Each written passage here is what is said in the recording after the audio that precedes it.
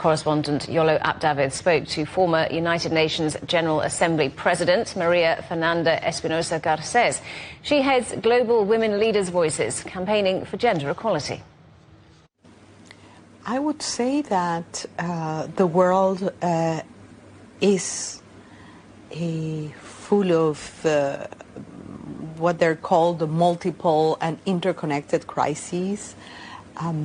Crises on the security front, crises on the economic front because of looming inequalities, crisis on the nature and environment front. We are experiencing what it's been called the extinction crisis and the climate crisis. I think that as citizens, as former public servants and diplomats, we have the responsibility to do something about the things that we don't like. But all these are human creations, therefore they have human solutions. The United Nations is also a human creation. Is it fit for purpose now in the 21st century, given all that litany of problems? The main mandate of the UN is keeping the world safe, free of wars.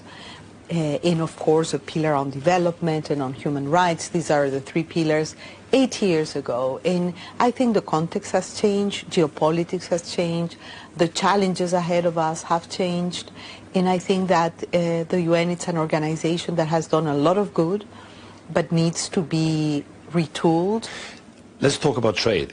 Are we heading towards a situation where there will be more tariffs imposed in different parts of the world, especially given the change now in government that we're going to see in the United States? I think the need for international cooperation, the need for better diplomacy, the need for solidarity, the need for really building a human community is more needed than ever.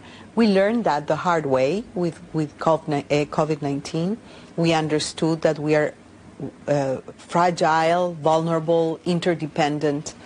And the same thing, goes on access to technology, on artificial intelligence, on the service economy that it's so important today when you look at the geopolitics of where are, the raw materials that are fundamental for the future.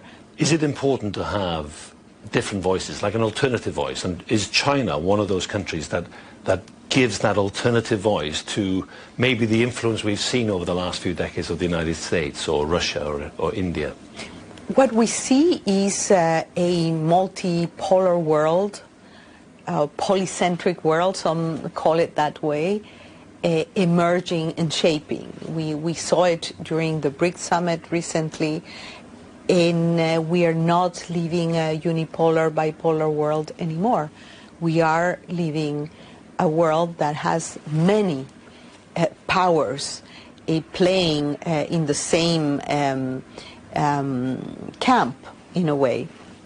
We see the emerging economies, the middle income countries also. So I think that the geopolitics and the geography has changed. And I think institutions have to adapt to these changes. We have to understand leadership in a different way. And I think that all these new and emerging powers have a role to play.